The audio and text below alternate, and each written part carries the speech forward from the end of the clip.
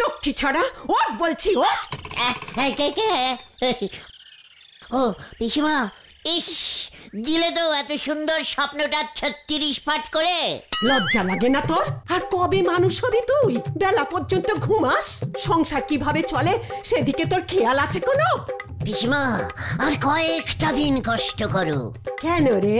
তারপর কি করবি তুই? আমার শ্রাদ্ধ? হাতির ব্যবসা। জঙ্গল থেকে হাতি ধরবো আর বেচবো। এক একটা হাতির দাম জনগত হয় 10-12 লক্ষ টাকা। হাতি ধরবো আর বেচবো।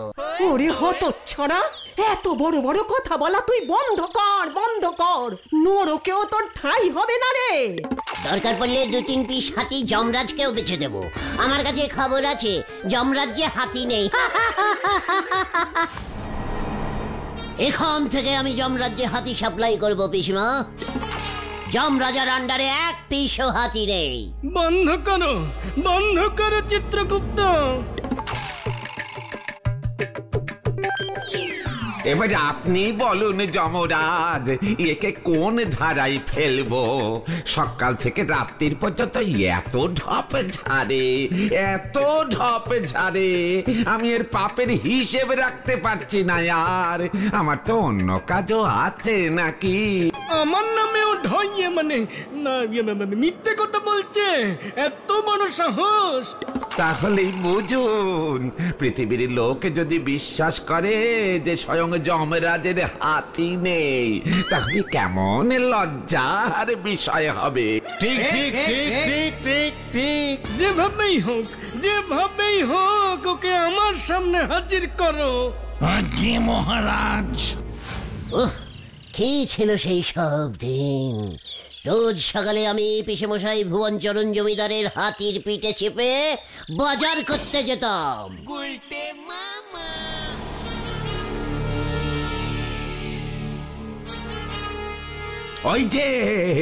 ওই যে আবার ঝাড়ছে, আবার হাতিকে এবারে বাজারে পাঠিয়েছে। যমরাজার হুকুম, ওকে তুলে আন উপরে। রাজামশাই তো হুকুম দিয়েই খালাস। ওকে এখন আনা যাবে না, ওর এখনো সময় হয়নি। বিচিত্রগুপ্ত মশাই খাতা দেখে বলেছে বেআইনি কাজ হয়ে যাবে কিন্তু চিত্রগুপ্ত মশাই।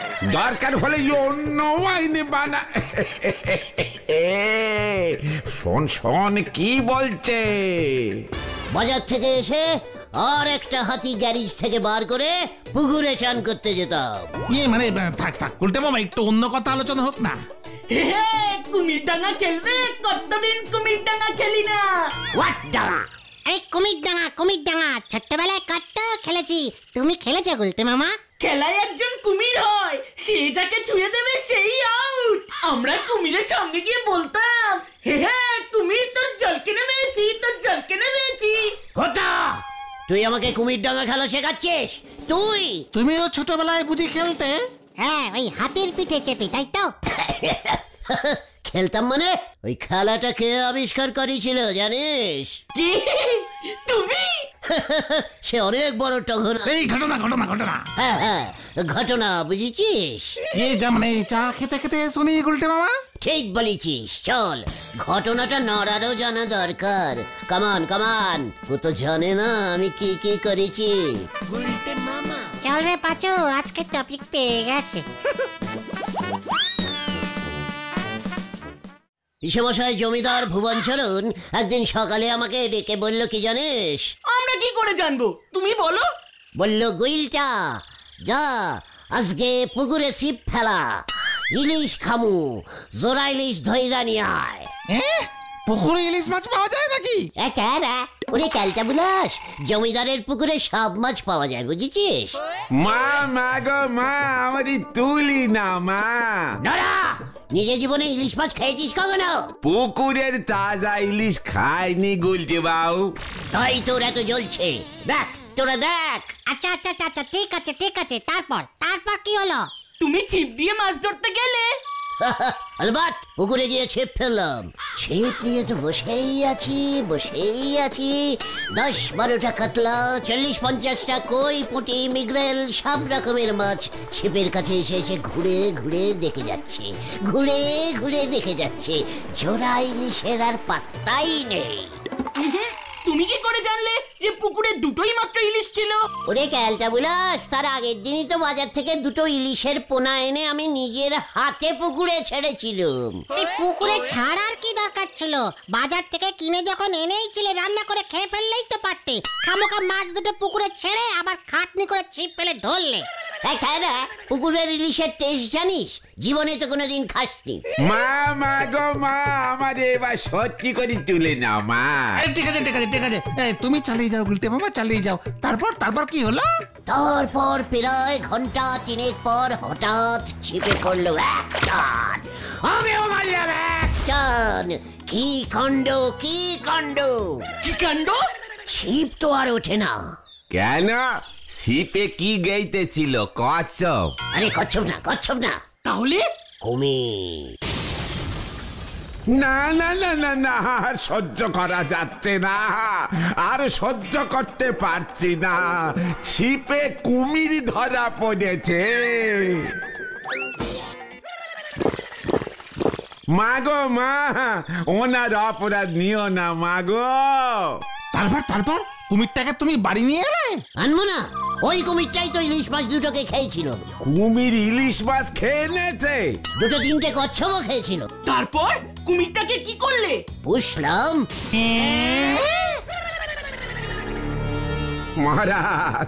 মহারাজ ওই উজবুকটা হাতি ছেড়ে কুমির ধরেছে। এবার কি ধরে কি ছাড়বে কে জানে। যে হারে ঢপ চপ ঝাড়ছে, পৃথিবী এবারে রসাতলে চলে যাবে। কত নম্বর ছাড়লো চিত্রগুপ্ত? 4,56,00,000 পর্যন্ত গুনতে পেরেছিলুম, আর হিসেব রাখতে পারছি না হুজুর। কিছু একটা করুন। বিচিত্রগুপ্তকে বলো নতুন কোন আইন লিখে ওটাকে জ্যান্ত উপরে তুলে আনতে। জমিদারের চৌবাচ্চা কত বড় হয় জানিস? সেই চৌবাচ্চায় কুমিরটাকে ছেড়ে দিলুম। রোজ সকালে আর বিকেলে কুমিরটাকে নিয়ম করে ছোলা খাওয়াতুম। আপনার কুমির ছোলা খেলি পরে আমার চাও বাগে এসে খেয়ে যাবে। নড়া, ঢপ দিস না। জঙ্গলের বাঘ চা খায় না, জমিদারের কুমির সব খায়। কুমিরটার রাত্রিরে 10টা করে গরম রুটি লাগতো জানে। এই আচ্ছা ঠিক আছে, কিন্তু আমি বুঝতে পারছি না এর সঙ্গে কুমিরটা খেলার সম্পর্ক কোথায় গুলটে মামা? এইবার বুঝবি। কুমিরটা তো এইভাবে সারাদিন ছোলা, গুড়, রুটি, মুড়ি খেতে খেতে বড় হতে লাগলো। শেষে দেখলাম চৌবাচ্চায় ওটা আর ধরছে না, লম্বা চওড়া হয়ে গেছে। তারপর কি করলে? আবার পুকুরে ছেড়ে দিলে? না রে ক্যালটা বুলাস, ততদিনে কুমিরটার উপর আমার একটা মায়া পড়ে গেছিল।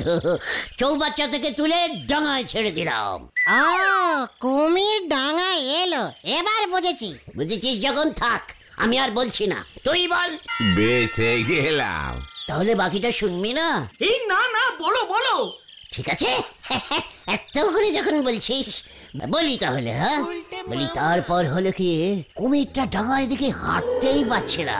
এতদিন জলে ছিল তো, কি করি ভাবতে হঠাৎ মাথায় একটা বুদ্ধি এলো। এই কি বুদ্ধি? কুমিরটাকে ট্রেনিং দিলাম। ওটার সামনে গিয়ে বলতাম, কুমির তোর জলকে নেমেছি। অমনি কুমিরটা ভাবতো ও জলে আছে। আমাকে ধরতে আসতো, অমনি দৌড়ে আমি উঁচু জায়গায় পাথরে দেওয়ালের উপরে উঠে যেতাম। ব্যাস, কুমিরটাও বেশ মজা পেয়ে গেল। আমি যেই বলতাম কুমির তোর জলকে নেমেছি, অমনি ও আমাকে তাড়া করতো, আমিও দৌড় মারতাম। ব্যাস, খেলাটা আবিষ্কার করে ফেললাম, নাম দিলাম কুমির ডাঙা। গুলটে মামা কি জয়! তোমার একটু পায়ের ধুলো দাও গুলটে বাবা, পকেটে রেখে দেবো গো। এইভাবে এক সময় কুমিরটা গাছে ওঠাও শিখে গেছিল, বুঝেছিস? মা গো মা, গপ্পের গরু গাছে উঠে শুনেছি, গুলটে বাবু যে কুমির রে গাছে তুলে ফেলেছে মা। তাতে তোর এত জ্বলছে কেন নরা? এবারে আমি বুঝতে পেরেছি, আপনার জন্যই আপনার পিসে মশে জমিদারি নাটে উঠেছিল। নরা, খবরদার, আমার পিসে মশাইয়ের জমিদারি তুলে কথা বলবি না বলে দিচ্ছে। এই পাঁচু, ওঠ ওঠ বলছি, এখানে আর বসা যাবে না।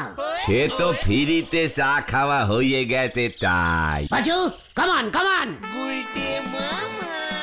যা বাঁচা গেল, আসে কেন দাদা? জল যেদিকে গড়াচ্ছে গুলটে বাবু আর কিছুদিনের মধ্যেই ওনার ওই কুমিরে গাছ থেকে চাঁদে তুলি দেবেন। কাম কাজ না থাকলে পরে হাতিরেও মজা পড়াতে ইচ্ছে করে। হরিবুল।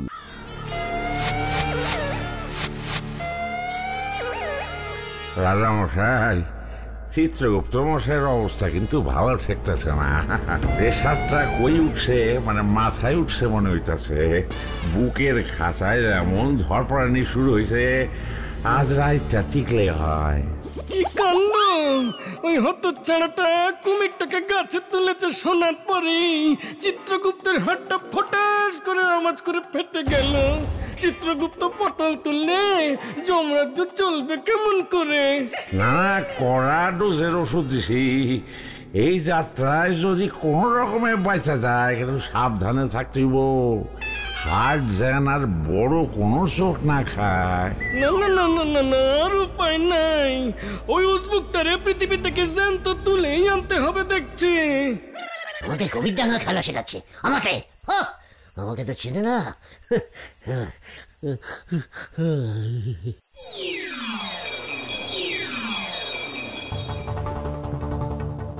গুলটে,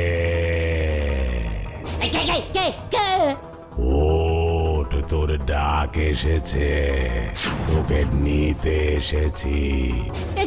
কেন? কোথায়? অনেক জ্বালিয়েছিস, তোর ওই জ্বালাময়ী ঢপে চিত্রগুপ্তের প্রাণ যেতে বসেছে। যম রাজা তলব করেছেন, ওঠ।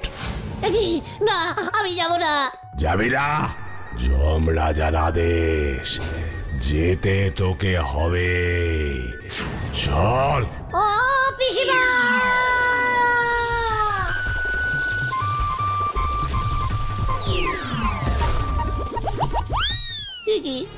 আমাকে এখানে আনলেন কেন? আমি তো এখনো বেঁচে আছি। তোর কথাবার্তায় যমরাজ্য ডকে উঠতে বসেছে। দেখ দেখ এবার তোর অবস্থা আমি কি করি। জ্যান্ত লোককে তুলে আনা বেআইনি, আপনার নামে আমি মামলা করব। বিচিত্রগুপ্ত, তুমি এখানে দাঁড়িয়ে দাঁড়িয়ে কি ভেরেন্ডা ভাবছ নাকি? তোমার আইনে কি বলে কি বলে?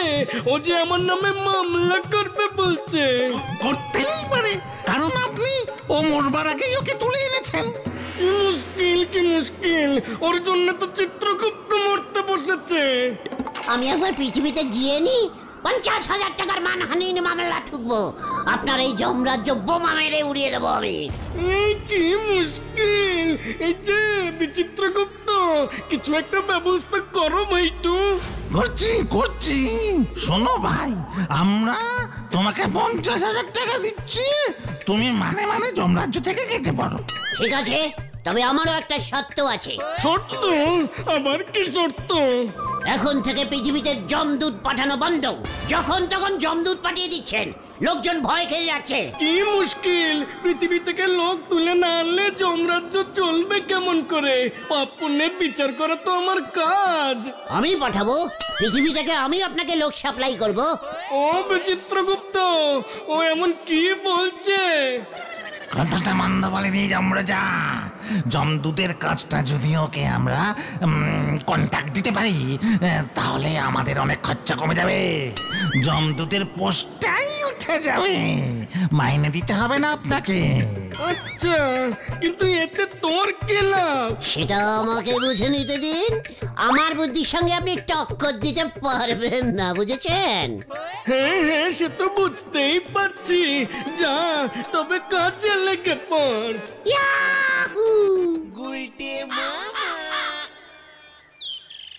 এসব কি বলছো তুমি গুলটে মামা? একদম ঠিক বলছি। পাচুরে, তোরা এতদিন আমাকে অনেকটা আন্ডারে স্টিম করেছিস, দেখেছিস আমার বুদ্ধি। সত্যি সত্যি যমরাজা স্বপ্নে তোমাকে এর পারমিশন দিয়েছে? আলবাদ দিয়েছে। স্বপ্ন কখনো আবার সত্যি হয় নাকি? আলবাদ হয়। কেন? সেবার ভ্যাবলাদার মা স্বপ্ন দেখলেও বাড়িতে মা বগলা দেবীর পুজো করছে, 1000 লোক খাওয়াচ্ছে। ভ্যাবলাদা তারপর বাড়িতে ধুমধাম করে বগলা দেবীর পুজো দিল না? হ্যাঁ, তবে প্রসাদে শুধু 1 পিস করে শশা আর 2টো নকুলদানাই দিয়েছিল। এইবার দেখ আমি কি করি। চল যদুদার কাছে। আবার ডেরেস ভাড়া? নিঘাত জমদূতের। ক্যালটা বুলাস, জমদূতের কাজ করব কি ট্রাফিক পুলিশের ড্রেস পরে? যত সব হরে বাপ হরে বাপ। কি জানি এবার কি হয়।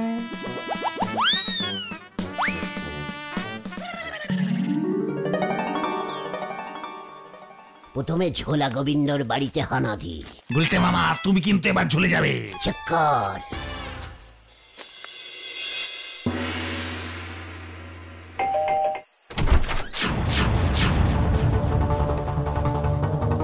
কি মানে কথা? আপনি কে? যাত্রা দলে পাঠ করেন বুঝি মানে কথা? জমদূত, তোকে নিতে এসেছি। 1000 টাকা মানে কথা একটু কম করবেন না স্যার? আপনারই লাভ আছে। ঠিক আছে, 5-6 দিন, 10 বছর নিশ্চিন্ত থাকবেন।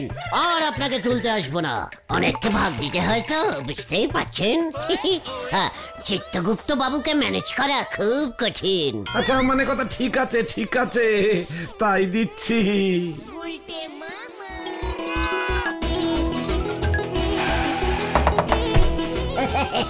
100 টাকা দিন দাদু। ঠিক আছে, 40 দিন। তবে সামনের মাসে আবার আসবো, কিন্তু 70-এর নিচে হবে না। না 300 লাগবে। 80-র উপর বয়স, 500 টাকা রেট আছে। আরে না আমারে লইস না, তোর ঠাকুমারে কে দেখবো? উনি নে ছাড় আমাকে। না, আমি এত তাড়াতাড়ি যাব না।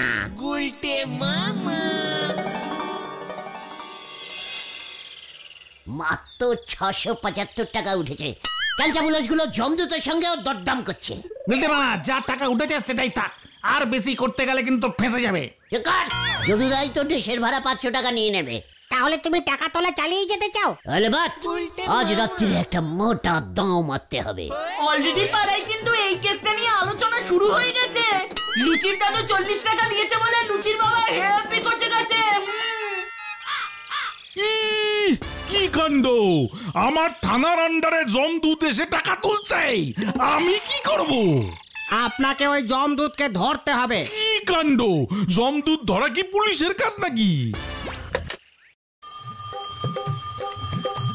আবার কি? হ্যালো, আপনার থেকে 500 টাকা নিয়েছে। মানে কথা আমি ছেঁড়া নোট দিয়েছি, নোটটা চলবে মনে হয় না মানে কথা। কি কাণ্ড! মহারাজ, এ কি অনাছিষ্টি হচ্ছে? আপনার তো মুখে চুনকালি লেপে দিচ্ছে ওই হতচ্ছাড়া উচ্চিংড়েটা। চিন্তা করো না চিত্রগুপ্ত, এবার ও ফাঁদে পড়বে। ক্যালটাবুলাসগুলো ভয় খেয়ে এলো না। আজ রাতের কালেকশনের ভাগ ওদের দেব না। আজকে হেড স্যারকে দিয়ে বউনি করব। 1001-এর কম নেব না। ওই দেখ, মানুষের গলা। ঠিক ভেবেছি, তাহলে আমরা ঠিক ভেবেছি। এই গলাটা চেনা লাগতেছে না? দেখি কেস গন্ডগোল, পালাই। বাঁচাও, বাঁচাও।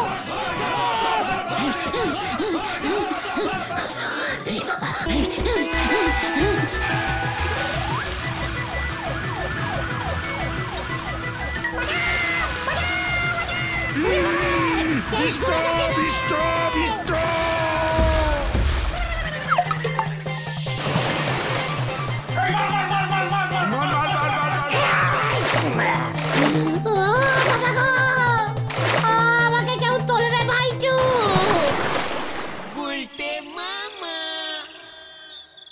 ওরে বাবা রে, ডোবার পথে জল খেয়ে ফেলেছি। খুব ভালো হয়েছে, বারবার তোমাকে না করেছিলাম। পাড়ার লোকজন দেখতে পেলেই তোমাকে ঠ্যাঙাবে। আর তুমি ঘর থেকে বেরোতে পারবে না। সবাইকে টাকা ফেরত দিতে হবে। সবাই বলছে 500,000 করে নাকি দিয়েছে। বলহরি দারোগার কাছে লিস্টই জমা পড়েছে। ওরে বাবা রে, আমি আর এমন করব না রে। তাহলে তুমি কি করবে গুলটে মামা? যমরাজের কেতন। গুলটে মামা কি ও বাবা গো,